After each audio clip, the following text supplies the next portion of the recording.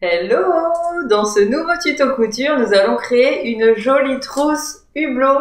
Alors ici, j'ai mis des billes et je pensais que ça allait faire plaisir à un enfant de mon entourage, mais finalement, regarde à qui ça a le plus plu. Ouais, ça vaut le coup de passer du temps à coudre. Bon, même si aujourd'hui c'est mon chat qui kiffe le plus car mes garçons sont ados, j'ai déjà cousu des trousses hublots remplies de billes pour une de leurs fêtes d'anniversaire et ça avait plu à tous les enfants.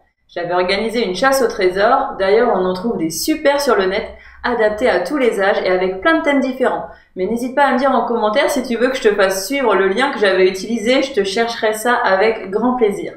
Donc à la fin, lors de la dernière épreuve, les enfants accèdent au coffre rempli de trousses hublots pleines de billes. Yeah! Cri de joie, c'est même un chouïa plus diététique que les bonbons.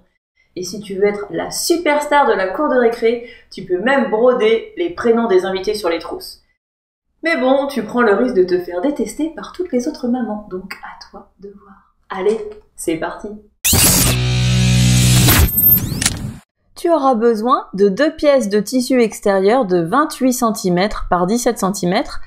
Tu pourras l'entoiler si besoin, dans ce cas-là prévois la même quantité d'entoilage. Tu auras besoin dans les mêmes dimensions de 2 pièces de doublure.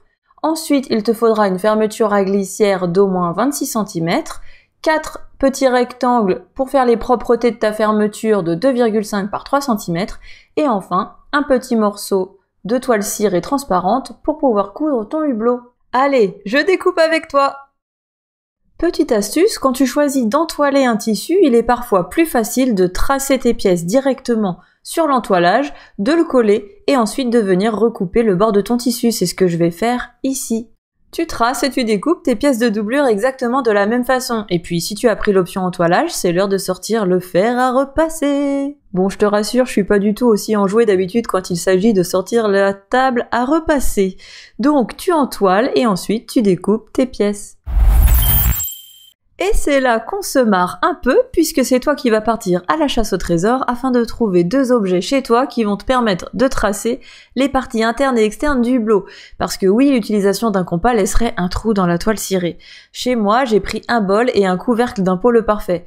Bon, si t'as pas envie de jouer, tu peux toujours tracer le cercle interne avec un compas directement sur le tissu et le cercle externe en préparant un gabarit en carton. Voilà, il y a toujours une solution.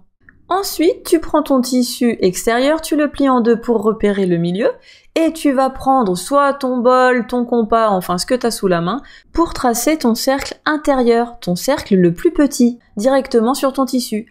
Ensuite, tu prends une de tes pièces de doublure, tu la mets face à face avec cette pièce, tu épingles et on va venir piquer au point droit tout le tour en faisant un point d'arrêt au début et à la fin. Prends ton temps, applique-toi bien car de ces points va dépendre la perfection ou non de ton cercle. À l'aide d'un découvite, tu viens faire un trou au milieu de ton cercle. Oui, je sais, ça fait un petit peu peur, mais fais-moi confiance, ça va aller. Ensuite, si tu as un ciseau cranteur, c'est parfait. Sinon, tu prends un ciseau standard pour découper à 1/2 centimètre environ de ta couture à l'intérieur de ton cercle. Il est maintenant temps de former notre hublot. Donc tu vas retourner tes tissus pour les mettre envers contre envers et ensuite tu vas bien tirer tes tissus de part et d'autre pour avoir un joli hublot, un joli cercle. Et tu vas venir mettre un coup de fer à repasser pour être sûr que ça bouge pas et même épingler ta doublure contre ton tissu extérieur. Attrape l'outil que tu as choisi pour tracer le cercle le plus grand sur la toile cirée.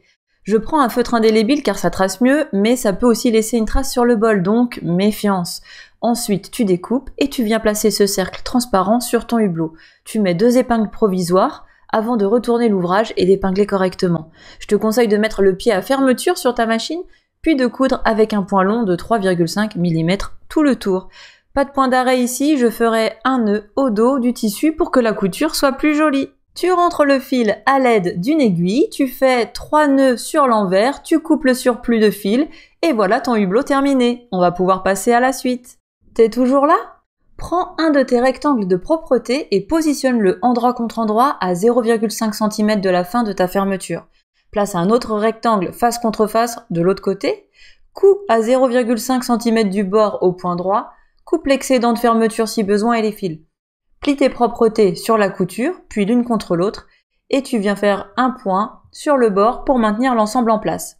Sachant que ma trousse mesure 28 cm de large. Attention, reste avec moi. Je veux que ma fermeture terminée, avec propreté, mesure 26 cm de large, soit 2 cm de moins que la trousse. Je positionne ma fermeture sur le 26 cm et j'ajuste le placement de mes deux propretés restantes sur le 0. Je vais coudre à 0,5 cm du bord et faire la même manip que tout à l'heure pour terminer ma fermeture. Ensuite, positionne la face contre face sur la partie hublot en la centrant, puis épingle. Mets ton pied à fermeture et couds en alignant le bord de ton pied au bord du tissu.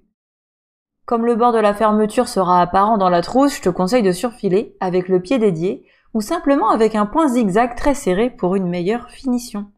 Fais une jolie surpiqûre au point droit de 3,5 mm tout le long en gardant ton pied à fermeture.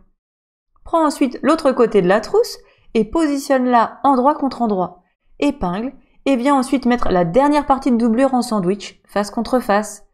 Tu couds en alignant le pied sur le bord du tissu, tu déplies tes deux pans de tissu et tu fais la même surpiqûre que tout à l'heure au point droit de 3,5 mm tout le long. C'est presque la fin, tiens bon! Ouvre ta fermeture car c'est par là que tu retourneras ta trousse, puis viens mettre les deux pans de la trousse face contre face et épingle. Tu vas coudre sur les trois côtés avec un point d'arrêt au début et à la fin et une marge de 1 cm. Fais attention de ne pas coudre sur les propretés, faut vraiment passer au ras. Surfile les trois côtés au point zigzag ou avec ton pied presseur dédié pour éviter que la trousse ne s'effiloche. Dégarnis les angles et retourne ton ouvrage en poussant bien dans les coins. Un petit coup de fer à repasser sans brûler ton hublot et tu n'as plus qu'à remplir la trousse avec les objets de ton choix. Tu peux ajouter un petit ruban sur la tirette de ta fermeture pour vraiment une finition impeccable. Alors si tu veux gâter d'autres loulous de ton entourage, je te conseille le tuto du livre de coloriage lavable. Et si ce tuto t'a plu, je t'invite à t'inscrire à ma newsletter sur apprendreacoude.com pour recevoir la liste du matériel une semaine avant tout le monde et à t'abonner à la chaîne YouTube pour ne louper aucun tuto.